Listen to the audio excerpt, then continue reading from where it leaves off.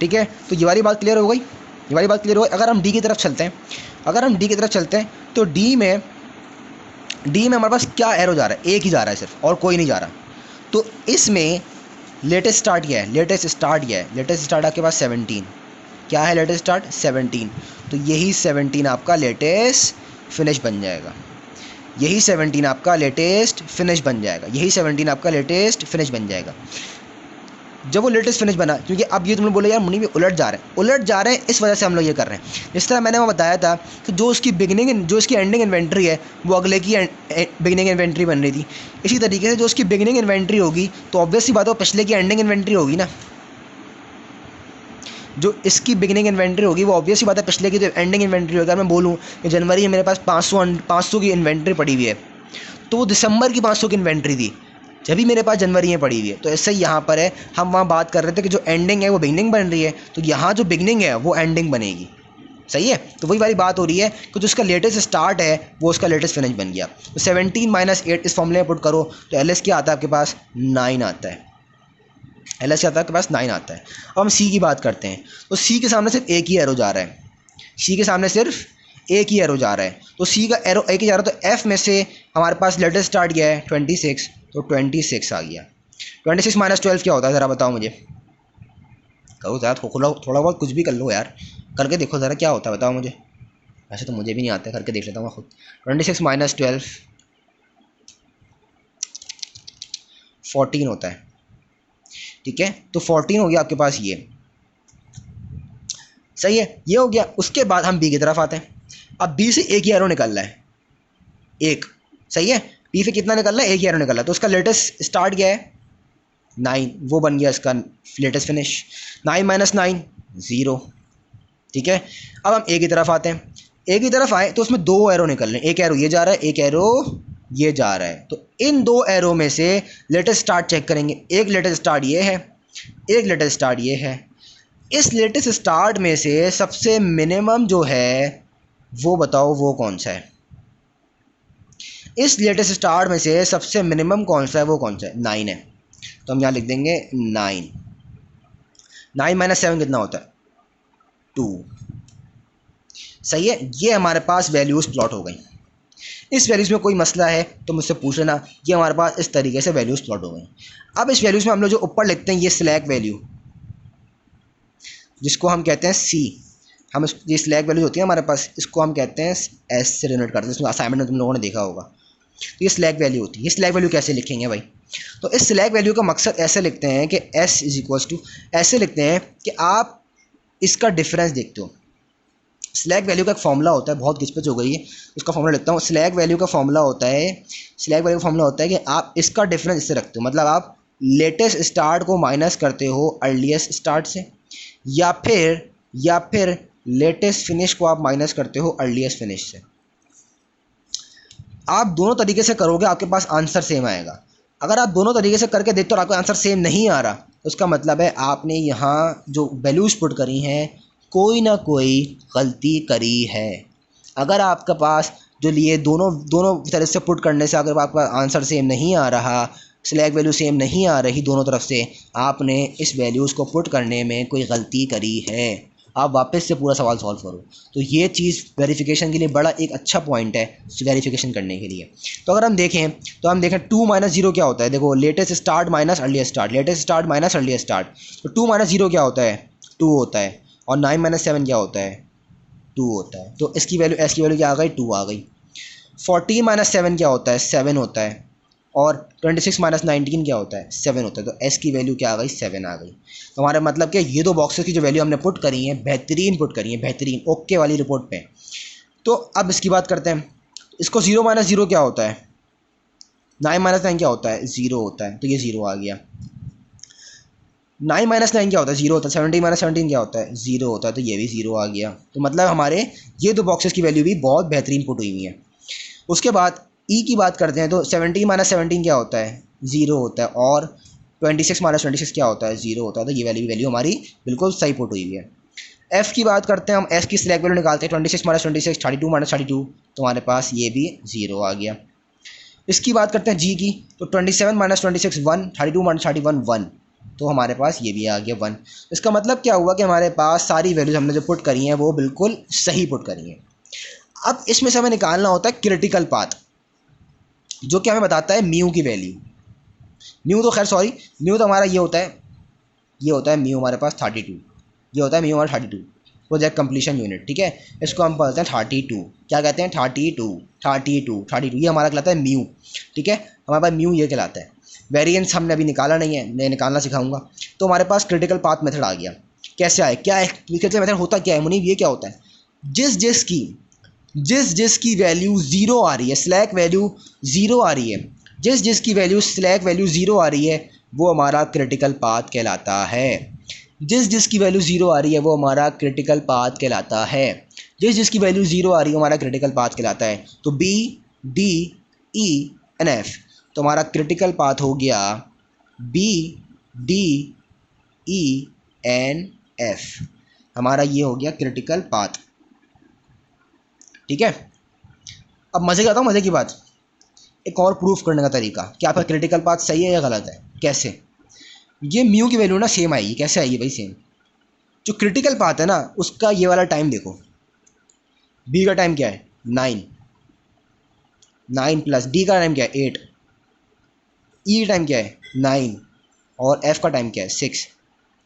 इन सबको प्लस करो, आंसर 32 आएगा। इसका अगर आंसर 32 नहीं आ रहा, इससे मैच नहीं हो रहा फिनिश वाली वैल्यू से, तो इसका मतलब ये है कि आपने क्रिटिकल पाथ गलत निकाला है। वापस से चेक करो, आपने स्लैक वैल्यू में कोई भंड मार दिया होगा, ये वैल्यूज़ आपकी सही नहीं होंगी। क्योंकि ये दोनों सेम आ गया, इसका मतलब है आपने बिल्कुल ओके की रिपोर्ट पे काम करा है। ठीक है, ये हो गया हमारा तरीका प्रोजेक्ट मैनेजमेंट में पर्ट को डायग्राम बनाने का तरीका। ठीक है, और वैल्यूज़ प्लॉट करने का तरीका। अब इस क्रिटिकल पाथ के ज़रिए हमारा वेरिएंस निकलता है। जो मैंने वेरिएंस छुड़वाया था ना, इस क्रिटिकल पाथ के ज़रिए निकलता है वेरिएंस। सही है, मैं ज़रा पेज पलटता हूँ फिर दिखाता हूँ वेरिएंस कैसे निकलता है। तो ऐसे निकलता है हमारे पास वेरिएंस। हमने वहाँ देखा क्रिटिकल पाथ किसका था हमारे पास? B D E N F. तो क्रिटिकल पाथ याद रखना वेरिएंस हमेशा आपका क्रिटिकल पाथ का ही निकलेगा। सॉरी यार, थोड़ा शेक हो रहा था क्योंकि बोल के थक गया हूँ मैं। तो खैर बी डी ई है, सही है ना? तो जो बी डी ई एफ है, आप याद रखना वेरिएंस आपका जो वेरिएंस है, जो आपका स्टैंडर्ड डेविएशन निकलेगा, प्रोजेक्ट वेरिएंस निकलेगा, वो आपका हमेशा क्रिटिकल पाथ का निकलेगा। तो देखो मैंने सिर्फ बी डी ई एफ का निकाला है। इसका फॉर्मूला होता है, ये कैसे निकाला भाई?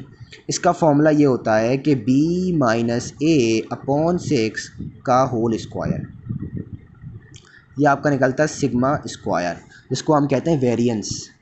इसका रूट लोगे तो आपके पास स्टैंडर्ड डेविएशन आता है। ठीक है, इसका रूट लोगे आपका स्टैंडर्ड डेविएशन आता है। तो मैंने पहले बी का निकाला, फिर मैंने डी का निकाला, फिर मैंने ई का निकाला, फिर मैंने एफ का निकाला। अब ये पूछो कि बी माइनस ए कहाँ से आया? ये बी माइनस ए जो है ये आपकी ये वैल्यूज़ हैं पेसिमिस्टिक और ऑप्टिमिस्टिक की। भाई ये मत पुट कर देना प्लीज़। ठीक है, ये टी है। बी माइनस ए की जो वैल्यूज़ हैं आपकी वेरिएंस की, ये पेसिमिस्टिक और ऑप्टिमिस्टिक की हैं।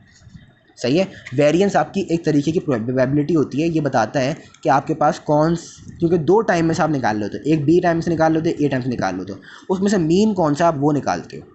सही है ना? तो वेरिएंस के लिए आपके पास बी माइनस ए होना ज़रूरी है, सवाल में गिवन होगा ये। तो आपके पास ऐसे वेरिएंस निकला, ऐसे स्टैंडर्ड डेविएशन निकल गया। तो ये आपके पास पूरा एक कंप्लीट हो गया पर्ट। ये कंप्लीट हो गया आपके पास पर्ट। सही है, आपके पास इस तरीके से पार्ट होता है, ये आपके पास पार्ट निकलता है। अब सवाल ये उठता है, ये मैंने खैर वहाँ समझाया था ना, ये वाली सारी बात वही लिखी हुई है। देखो मैंने यहाँ लिखा हुआ है कि it can also be calculated by adding up the activity times of critical activity और क्रिटिकल पाथ एक्टिविटीज़। तो जो हमने वैल्यूज ऐड कर दी थी ना क्रिटिकल पाथ एक्टिविटी की, जो उसकी टाइम्स थी, एक्टिविटी टाइम्स थी, हमने वो ऐड करी थी, मैंने वो चीज़ लिखी हुई है। ठीक है, तो खैर ये सब चीज़ें आ गई। ठीक है, ये सब चीज़ें आ गई हमारे पास म्यू पता चल गया, हमारे पास स्टैंडर्ड डेविएशन भी पता चल गया, उसको हम एच डी भी लिख सकते हैं। ठीक है, हमारे पता चल गया, हमारे पास सब चीज़ें आ गई। अब सवाल में आता है कि यार प्रोबेबिलिटी निकाल के बताओ।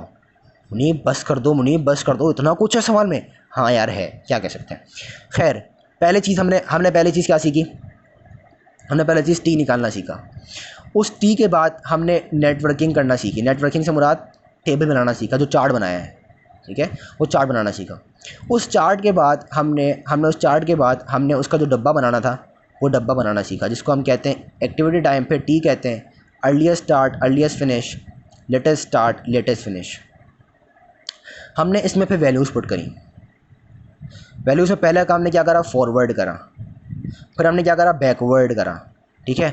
उस बैकवर्ड करने के बाद फिर हमने क्रिटिकल पाथ निकाला, सॉरी स्लैक वैल्यू निकाली। स्लैक वैल्यू के बाद फिर हमने क्रिटिकल पाथ निकाला। उस क्रिटिकल पाथ को हमने फिर मैच करा, फिनिश टाइम सब चीज़ें मैच करी। उस क्रिटिकल पाथ के बाद हमने वेरिएंस निकाला, वेरिएंस के बाद हमने स्टैंडर्ड डेविएशन निकाला। हमारे पास ये आ गया स्टैंडर्ड डेविएशन और ये चीज़ है। ये हमारे पास टोटल मेथड हो गया PERT का। हमने ये सब चीज़ें निकाली। इस सब चीज़ों को निकालने के बाद आपके प्रोबेबिलिटी भी निकलती है, जो कि आपके पास निकलती है जी टेबल से।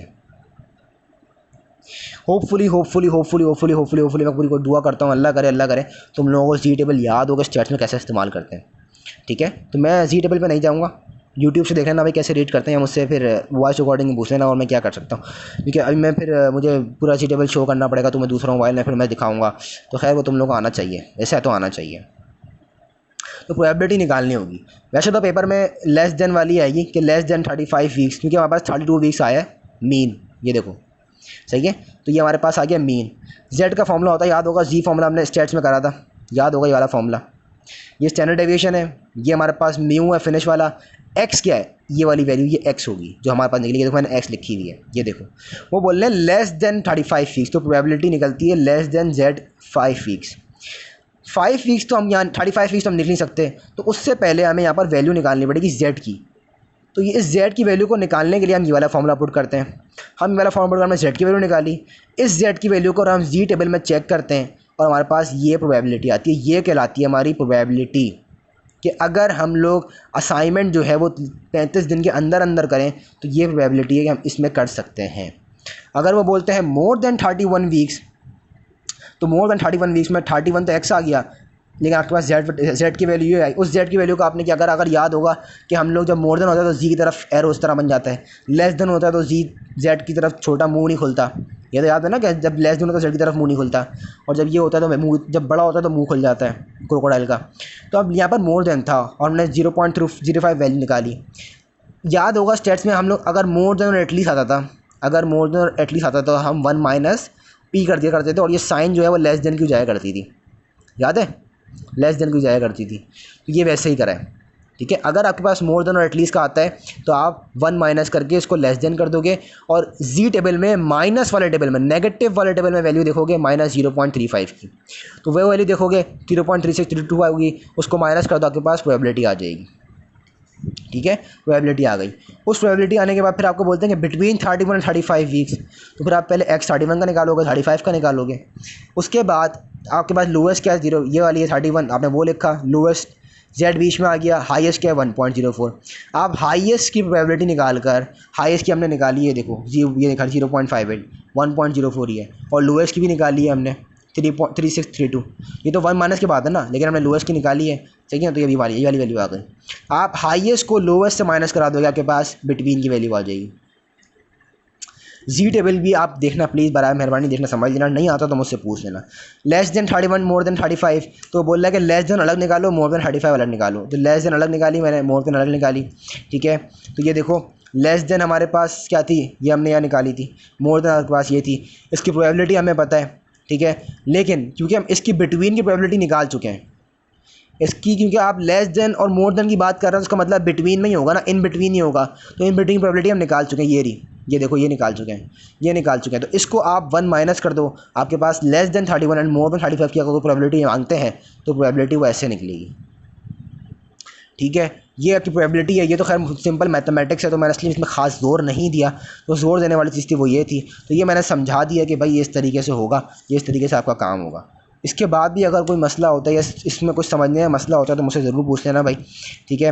होपफुली कोई मसला नहीं होगा, होपफुली कोई मसला नहीं होगा, बट ये है कि ये वैल्यूज़ आपको ये फॉर्मूला याद करना है, ये वाला, इसमें वैल्यूज़ पुट करो, क्योंकि म्यू निकाल दिया, स्टैंडर्ड डेविएशन निकाल लिया हमने, एक्स दिया हुआ है लेस देन। जो मेरी सर से बात हुई है मोस्टली ये वाला आएगा, लेस देन वाला आएगा, मोर देन वाला भी नहीं आएगा, बिटवीन वाला भी नहीं आएगा, लेस देन। लेकिन मैंने दोनों चारों कंडीशन मैंने समझा दी है कि कैसे करना है। जी टेबल में अगर तुम लोग याद हो 1.04 अगर हमें दिया हुआ तो कैसे निकालते हैं, तो हम लोग 1.0 को देखते हैं और 0.04 को हम इस तरफ देखते हैं, याद है। तो वैल्यू आती है प्रोबेबिलिटी ऐसे करके, या प्रोबेबिलिटी आती है, इसी तरीके से देखेंगे। अगर हम माइनस 0.35 की बात करें तो 0.3 को देखेंगे और 0.05 को देखेंगे, ठीक है। तो ये वैल्यू ऐसे आएगी, ये वैल्यू प्रोबेबिलिटी आ जाएगी, तो उसकी प्रोबेबिलिटी फिर ये आ जाएगी 3632। तो सी टेबल में आप ऐसे देखते हो, ठीक है, इस तरह देखना। ये आपके पास ये तरीका हो गया, आपके पास यहाँ पर पूरा कंप्लीट हो गया। एक तरीका और हो सकता है, एक तरीका हो सकता है कि आपको बोलें कि आपको वो बोलते हैं कि आपको ये नहीं बताते, आपको ये नहीं बताया कि 35 वीक्स में कंप्लीट करेंगे, बल्कि आपको ये बोल रहे हैं कि क्या % चांसेस है, मतलब प्रोबेबिलिटी दे दी आपको। जो प्रोबेबिलिटी हम जेड की निकाल लेते थे वो प्रोबेबिलिटी दे दी है, देखो जेड की जो निकाल रहे थे प्रोबेबिलिटी दे दी। तो आपने क्या करना है, प्रोबेबिलिटी सर्च करनी है कि वो 0.90 कहाँ पर है। तो हमारे पास मोस्टली 0.900 3 डिजिट होते हैं सी टेबल में, तो 0.900 तो होगी नहीं। तो याद होगा सी टेबल में हम लोग उसका बीच का देखते थे कि अगर 0.90 देखना है तो उसका हम बीच देखेंगे। उसका अगर फॉर एग्जांपल एक आ रहा होगा 8997 और एक आ रहा होगा 0.9015, तो ये बीच की चीज़ है, ये हमें गिवन ही नहीं है जी टेबल में। तो जो करीब होगा इस चीज़ से, जो 0.90 से करीब होगा, हम वो वाली चीज़ देखेंगे और फिर उसकी सीध में और ऐसी सीध में वैल्यू उठाएंगे। अगर यहाँ 1.0 आ रही है और यहाँ पर 0.08 आ रही है तो देखो 1.2 आ जाएगी, 1.2 सॉरी, तो ये आ जाएगी 1.28 आई। 32 हमें गिवन है, ई हमने निकाल चुके हैं, सब निकाल चुके हैं, एक्स हमें मालूम हो जाएगा। तो ये वैल्यू हमें बता रही है कि 35.7 वीक्स जो है हमारे पास एटलीस्ट होने चाहिए कि 90% हमारे पास असाइनमेंट कंप्लीट होने के लिए। तो ये एक तरीका ये भी होगा, ठीक है, ये तरीका हो गया पूरा पर्ट का, ये तरीका हो गया पूरा पर्ट का। बहुत जल्दी समझाया मैंने ये प्रोबेबिलिटी वाला, होपफुली समझ में आ जाए, नहीं आता तो मुझे बताना, मैं इस पर एक और वीडियो बनाता हूँ, फिर सुबह मुझसे मिल लेना, सही है। अच्छा, उसके बाद अब कैपएम आता है, CPM आता है।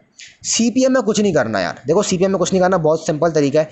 CPM में हमारे पास पेसिमिस्टिक, ऑप्टिमिस्टिक, मतलब A, B और M नहीं दिया होता, वो पर्ट में होता है। इसमें हमें डायरेक्ट एक्सपेक्टेड टाइम दिया होता है, डायरेक्ट एक्सपेक्टेड टाइम दिया होता है, जो हमने निकाला था, जो हमने यहाँ निकाला था एक्सपेक्टेड टाइम ये निकाला था, तो हमें यही चीज़ डायरेक्ट दे दी जाती है, बस डायरेक्ट दे दी गई। तो आप डायरेक्ट इसका वो चार्ट बनाओगे, इस 2 कॉलम के जरिए चार्ट बनाओगे, वो चार्ट बना, उस चार्ट में वैल्यूज पुट करोगे, ठीक है, चार्ट में वैल्यू पुट करी, कैप आपका क्रिटिकल पाथ निकलेगा, क्रिटिकल पाथ से आपके पास क्या कहते हैं, वेरिएंस नहीं निकलेगा। बस अगर आपको वेरिएंस दे दी जाती है, सवाल में यहाँ पर एक्स्ट्रा कॉलम में वेरिएंस दे दी गई है, तो फिर आप क्या कहते हैं वहाँ पर प्रोबेबिलिटी निकालोगे, क्योंकि इस प्रोबेबिलिटी के फॉर्मूले के लिए आपको वेरिएंस ज़रूरी है।